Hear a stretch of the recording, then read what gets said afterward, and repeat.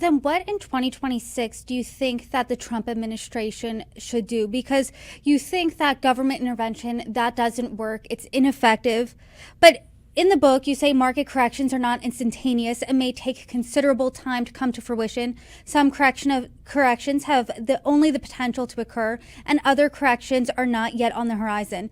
And I can see how it would be tempting if I was a politician to put some policy in place and not just say, hey, I'm waiting for the market to correct itself, because voters would almost be out like in pitchforks, with pitchforks saying, hey, we elected you. We want you to fix this. I mean, what's the right approach, A, and B, what's the right messaging? So the most important thing for this discussion is to point out certain realities. Presidents generally do not have that much control over an economy. All right. It's a misnomer to think they do. They obviously get credit when things are good and they're blamed when things are bad, but they have usually very little control over what we call the macroeconomy. Right. Monetary policy is important, but that's the Fed. Now, I know Trump wants to change things, but that's generally not it's not a good idea. So number one, things to do, stay out of the Fed. Obviously, I wish that an appointment would be made to someone who has not been taken to the back room and promised to do exactly everything that Trump wants him to do, but that would be one. All right. Obviously, another area, though, is fiscal policy, and there the government, the president, working with Congress, can have tax reform.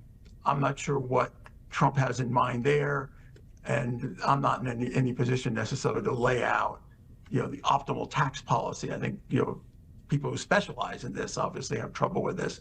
So the macro areas, I think that's, still very important, probably the most important thing, but that's not the areas where the presidents typically have much influence. And I think Trump's efforts to try to have influence, I think they're going to be counterproductive. First thing, 26, stay out of that kind of stuff. All right, where they can have influence is in micro issues. Now, what I mean by micro issues, just to get this across, is what we call market failures.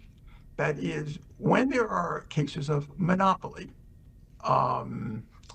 unfair competition, externalities, pollution, these kinds of things, so on and so forth. This is where information problems, this is where the government can intervene and try to address them. And I think the thrust of my book is that most of those efforts have not been successful, and that more often than not, the markets have self-corrected, and that's the big difference between markets and government. Markets are capable of self-correcting. Government rarely reforms. And this was the point I was making about Doge. This was an opportunity for Musk and others to think carefully about things that government was doing that could be reformed. And they could say, okay, this is not good policy, but we could reform things and make things more efficient. Okay, classic example, CAFE, right? So fuel economy standards. Let's get rid of that, okay? But let's put in something called a VMT tax, tax vehicles per mile. Okay, that's more efficient, include a congestion, an emissions and safety component. That is going to get to the heart of the problem. Okay, you'll raise revenues to make up for the shortfall for electric vehicles, be a much bigger improvement than what CAFE is offering, and we don't need to mess with how we should do that. There's a nice example, something they could get rid of that's inefficient, put in something that's more efficient. Now, tariffs, we've already talked about. Get rid of them. Those things are not going to help. I don't care what Trump says in terms of, well, we're just going to wait a bit. No. I don't know what problem you're really solving at the micro level. I think, as I said, employment can be addressed much better by just stimulating the economy, getting the fear out of the economy now, and allow innovation to take over. That, I think, will be much better. So look for opportunities to make reforms. Not many, but there's some I think that government could do. Stay out of things that you shouldn't be doing. I'm wary about antitrust, the merger or the acquisition involving Netflix or Paramount. Government should be president in particular, should be very careful about saying anything about this. Presumably you should have faith in your Justice Department, who's going to investigate this, then ultimately probably it'll go to the Supreme Court.